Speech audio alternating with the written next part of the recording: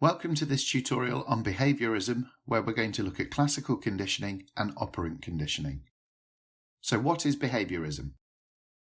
According to Wollard in 2010, behaviourism is a theory of animal and human learning that focuses upon the behaviour of the learner and the change in behaviour that occurs when learning takes place. Learning, in the context of behaviourism, can be defined as the acquisition of a new behaviour or the modification of behaviour as a result of teaching. It is underpinned by the principles of stimulus response, and all behaviours explained without the need to consider internal mental states or consciousness. However, those internal states, such as belief, motivation, and satisfaction, can be represented by patterns of behaviour. Ivan Pavlov is considered the father of classical conditioning. He conditioned dogs to associate a particular sound, a bell in this case, with being fed. When the dogs heard the bell, they began to salivate whether food was present or not. This involuntary response in dogs demonstrates that it is possible to be conditioned to respond emotionally and psychologically through learning.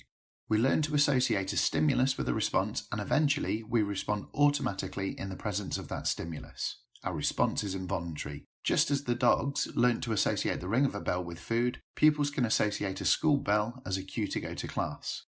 It was John Watson who coined the term behaviourism and extended Pavlov's ideas into classical conditioning stimulus-response theory. Watson thought he could expertly condition and shape infants into whichever field of expertise he chose. He said, "Give me a dozen healthy infants, well-informed, and my own special world to bring them up in, and I will guarantee to take anyone at random and train him to be any type of specialist I might select. A doctor, a lawyer, artist, etc." Do you think this is actually possible? Edward Thorndike and Boris Frederick Skinner developed behavioural or operant conditioning theory, which is a learning process in which the probability of a response is increased or decreased due to reinforcement or punishment. Operant conditioning occurs when a response to a stimulus is reinforced.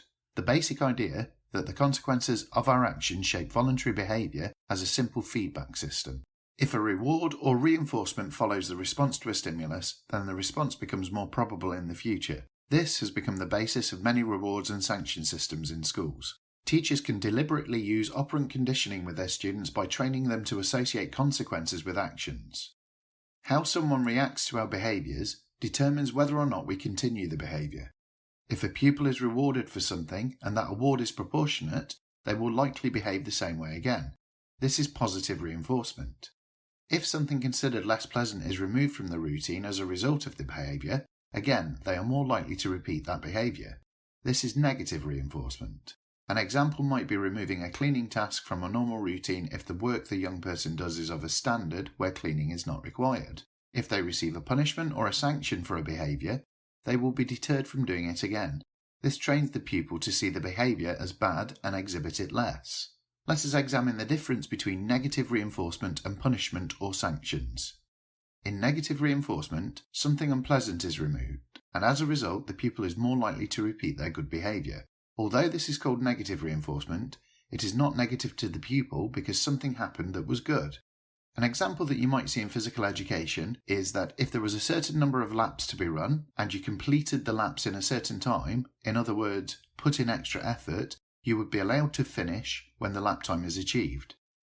This is a good thing because the pupil hasn't got to then run the additional laps. You have to be careful with negative reinforcement, however, because this can reinforce hatred for a subject such as physical education. It would be a mistake to condition pupils to think that missing a subject to do something they like more is acceptable. All it does is reinforce the belief that the subject in question is unpleasant. Negative reinforcement can be a dangerous game to play. With a punishment or sanction, a consequence happens that a pupil doesn't like and they are less likely to do it again. The punishment can add something or take something away. This is then something happening because of bad behaviour. Let's examine the staged approach, or as it is sometimes known, shaping. With children or young people with SEN, reinforcing a series of responses that increasingly resembles the desired final behaviours is a good strategy. When something that resembles the desired behaviours occurs, even if it is isolated or only part to what we are trying to achieve, we should positively reinforce that behaviour and continue to positively reinforce any other behaviours that take us closer to the goal. This is a small steps approach, and the thing that resembles a desired behaviour may only be very small, but being consistent with this approach builds over time. It is important for teachers to understand that certain practices are often the cause of unintentional learning through classical conditioning. especially anxiety. Examples are test anxiety, doing things the pupils are not good at, the fear of failure, and bullying. These can and do cause physical symptoms. There are some final thoughts worth considering. Rewards and sanctions must be consistent. Classical conditioning can be unlearned if these rewards are taken away or value is taken away. There are critiques of classical conditioning, including that it can reduce intrinsic motivation, so you, as a teacher, must constantly review what you do and the effects on your pupils. I recommend the following further reading: Skinner Boxed, The Legacy of Behaviourism, Simply Psychology, A Behaviourist Approach, and Behaviourism and Education. The links are provided in the accompanying slides. Thank you.